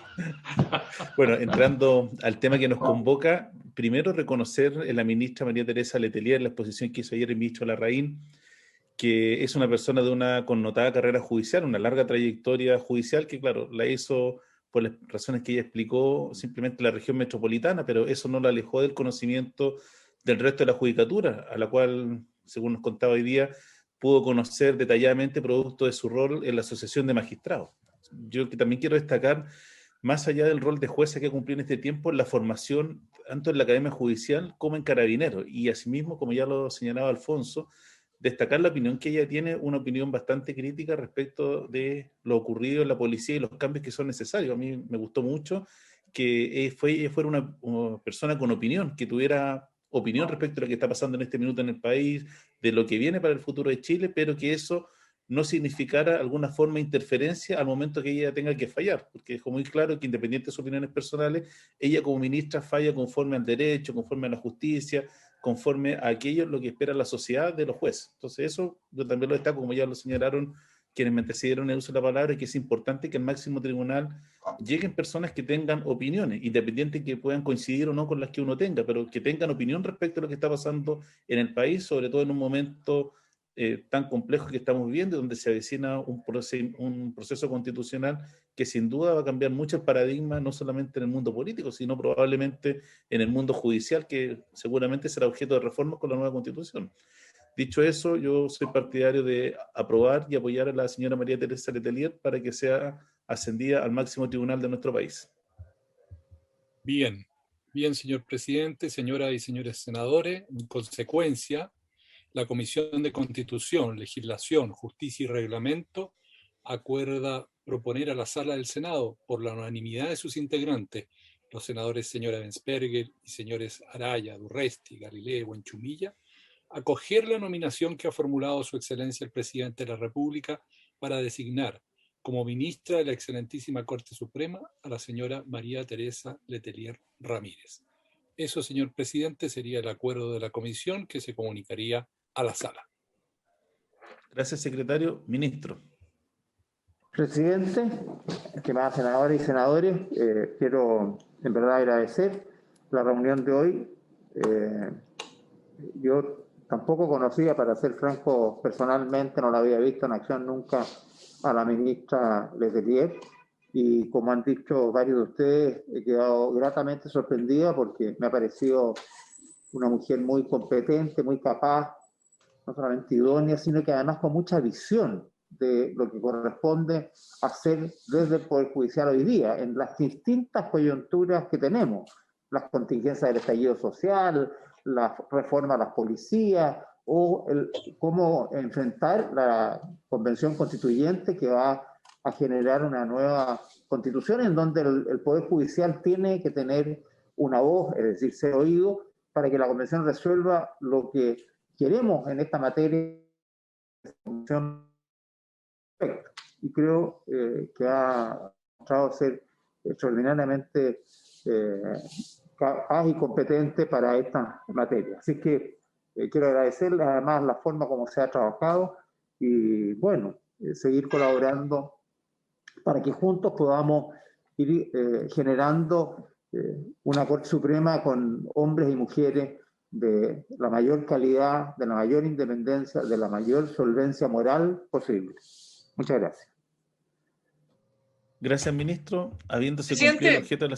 Doña Luz. No, solamente decirle al querido senador Buenchumilla que estaba pensando en él como ministro de la Corte Suprema. Déjeme aquí, senador, aquí estoy bien. Aquí estoy más muy tranquilo. Bueno para la precisión del acta, muy bueno para la precisión del acta eso. Bueno, sí, don Rodrigo presidente... dejará constancia en el acta que esa fue la propuesta de doña Luz. Que no haya Presidente, interpretaciones, que no haya segundas interpretaciones. Exactamente, exacto. y hoy día he estado un poquito con sueño, presidente, porque estos días han sido un poquito trasnochados, ¿no? Por distintas razones. Bueno, entonces a la sala va el voto minoritario de la senadora Vesberger. Sí. No, porque este era de carrera, cuando vengan los otros. Cuando vengan los Cuando otros vengan que los son de otros. carrera y vamos con el voto minoritario. Muy bien, muy bien. Entonces, ahí no se cumplió la agenda de la sesión, se levanta. La Gracias, grabación Ronald. se ha detenido. Chao, chao. Adiós, gracias. Chao, chao.